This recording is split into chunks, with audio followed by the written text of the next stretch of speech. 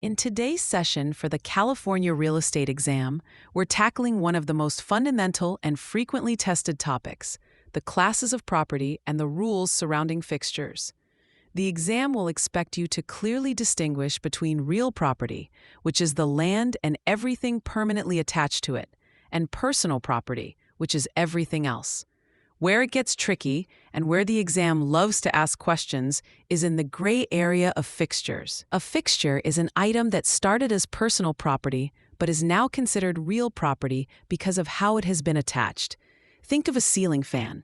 It's personal property in the box at the store, but once installed in a home, it becomes a fixture and part of the real property. To solve these exam questions, you must apply the 5 legal tests for a fixture, which can be remembered with the mnemonic Maria. M is for method of attachment. How is the item secured? Something attached with cement, bolts, or screws is likely a fixture. A is for adaptability. Is the item customized or essential for the property's use, like a custom-built bookcase or a pool cover? R is for the relationship of the parties. In a dispute between a buyer and seller, courts often favor the buyer. I is for intention. What was the reasonable intention of the person who installed the item? This is often considered the most important test.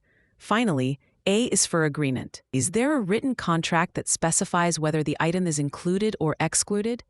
A common exam trap is to provide a complex scenario, but if a purchase agreement is mentioned, the terms of that agreement will always override the other tests.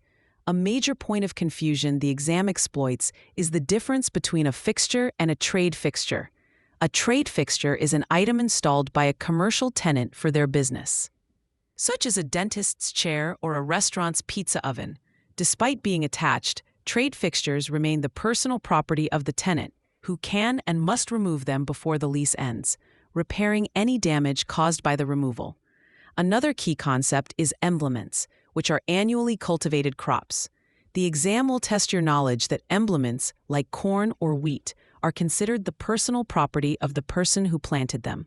Even if the land is sold or the lease terminates before the harvest, the planter has a right to come back and harvest their crop. Finally, let's address mobile and manufactured homes. In California, a manufactured home is generally considered personal property. It only becomes real property when it is attached to a permanent foundation and the proper documentation has been recorded with the county. The exam might present a scenario where you must determine the property type of a mobile home based on its foundation and registration status. For free practice questions, AI-powered explanations, and more exam prep tools, visit openexamprep.com. That's openexamprep, all one word, .com.